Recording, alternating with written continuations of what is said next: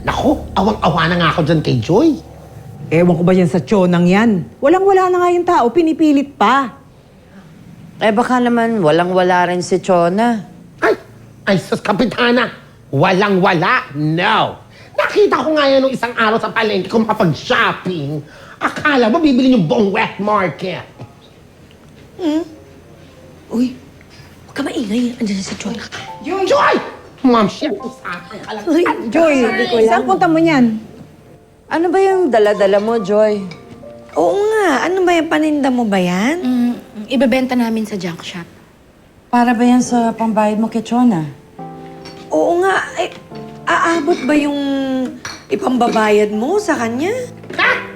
Ako na ang sasagot. Hindi. 10 foot kaya utang niyan. 10,000? Yes! 3,000 lang talaga yung utang ko, pero tumubo lang talaga ng tumubo kasi nga hindi ako nakakabayad kaagad.